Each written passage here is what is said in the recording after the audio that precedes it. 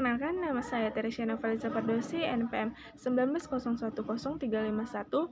Saya akan menjelaskan apa yang saya pelajari pada hari ini pada mata kuliah kajian kurikulum matematika.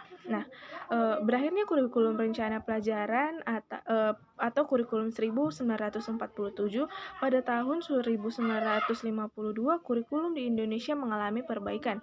Dalam kurikulum ini, mata pelajaran yang disajikan lebih terperinci dan kemudian diberi nama Rencana Pelajaran Terurai 1952. Yang paling menonjol dan sekaligus ciri dari kurikulum 1952 ini bahwa setiap rencana pelajaran harus memperhatikan isi pelajaran yang dihubungkan dengan kehidupan sehari-hari. Nah, kurikulum 1952 ini memiliki tujuan. Tujuan kurikulum 1952 ini yaitu merupakan pengembangan dari kurikulum 1947 yang sudah mengarah pada pendidikan nasional.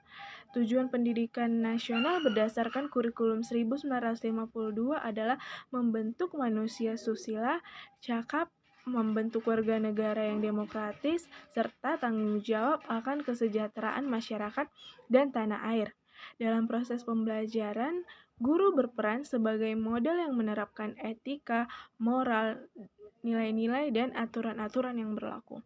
Kedisiplinan, kerajinan, sopan santun, dan jiwa nasionalisme ditanamkan melalui tingkah laku guru.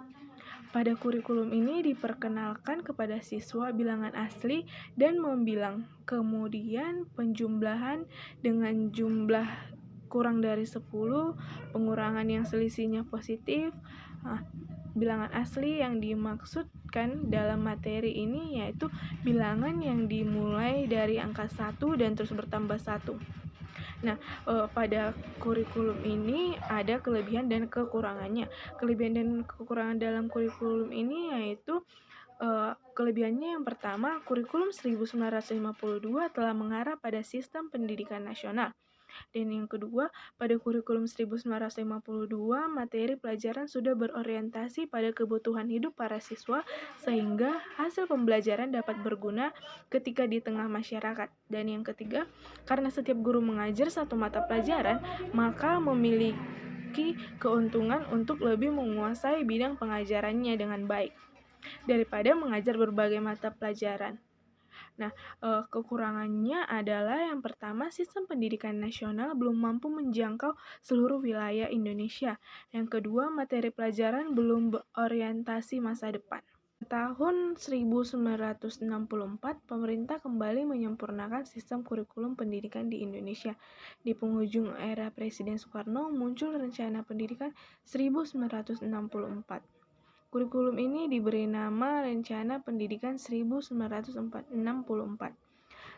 Tujuan dari kurikulum 1964 ialah pendidikan anak yang membentuk manusia yang bertanggung jawab atas tercapainya revolusi nasional yang mencerminkan Pancasila, dapat mendidik dan membentuk kebiasaan anak sesuai dengan sifat-sifat sosialis Indonesia.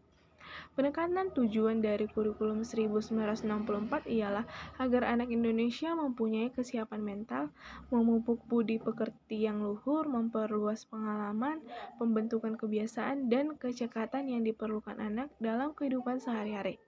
Dan pada kurikulum 1964 ini diperkenalkan kepada siswa mengenai kali, bagi, tambah, dan kurang. Maksudnya bila ada soal dengan menggunakan operasi hitung, maka perkalian harus didahulukan dimanapun letaknya. Baru kemudian pembagian, penjumlahan, dan pengurangan. Pada kurikulum ini juga memiliki kelebihan dan kekurangan. Kelebihan pada kurikulum 1964 ialah yang pertama, pembelajaran dipusatkan pada program Pancawardhana, yaitu pengembangan moral, kecerdasan, emosional atau artistik, kepribadian, dan jasmani. Yang kedua, perubahan struktur kurikulum pendidikan dari Pancawardhana menjadi pembinaan jiwa Pancasila, pengetahuan dasar dan kecakapan khusus kurikulum 1964 merupakan perwujudan dari perubahan orientasi pada pelaksanaan Undang-Undang Dasar 1945 secara murni dan konsekuen. Yang ketiga, ditekankan pada upaya untuk membentuk manusia Pancasila sejati, kuat dan sehat jasmani, mempertinggi kecerdasan dan keterampilan jasmani, moral, budi pekerti, dan keyakinan beragama. Nah, kekurangan dari kurikulum ini adalah yang pertama, masih sentralistik atau sistem masih diatur oleh pusat atau pemerintah. Jadi, tiap satuan pendidikan tidak dapat mengatur sistem dan didikannya secara mandiri. Yang kedua, jumlah pembelajarannya hanya 9. Yang ketiga, titik beratnya pada materi apa saja yang diberikan kepada siswa di setiap jenjang pendidikan. Nah, itu yang dapat saya sampaikan. Terima kasih. Tentang kurikulum 1968. Kurikulum 1968 merupakan pembaruan dari kurikulum 1964, yaitu dilakukannya perubahan struktur kurikulum pendidikan dari Pancawardhana menjadi pembinaan jiwa Pancasila, pengetahuan dasar, dan kecakapan khusus. Kurikulum 1968 bertujuan bahwa pendidikan ditekankan pada upaya untuk membentuk manusia Pancasila sejati, kuat, sehat jasmani, dan mempertinggi kecerdasan dan keterampilan moral, serta budi pekerti. Kajian materi pada kurikulum 1968 yaitu pembelajaran matematikanya sudah mempelajari tentang geometri, yaitu bangun ruang dan bangun datar. Seperti kurikulum-kurikulum sebelumnya, kurikulum 1968 ini juga memiliki kelebihan serta kelemahannya. Kelebihan dari kurikulum 1968 adalah kurikulum 1968 dibuat untuk menjadi pedoman penyelenggaraan pendidikan secara nasional. Namun penerapannya di daerah atau di sekolah diberi kebebasan menurut situasi dan kondisi daerah atau sekolah yang bersangkutan. Yang kedua, kurikulum 1968 telah dikembangkan dalam nuansa otonomi di mana semua komponen kurikulum dilaksanakan oleh sekolah. Yang ketiga, sistem pembelajaran di ruangan kelas diserahkan kepada masing-masing guru. Yang penting tujuan pendidikan dapat tercapai.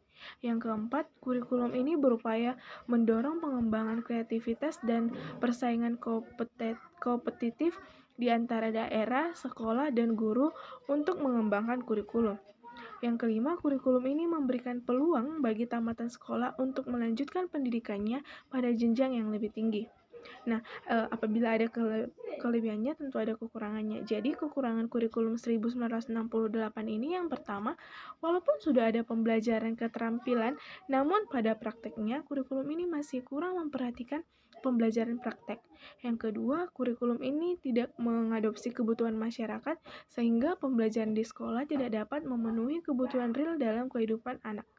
Yang ketiga, kurikulum ini yang masih dipengaruhi unsur politis sehingga tidak mengakar pada kebutuhan hidup anak secara individual. Terima kasih.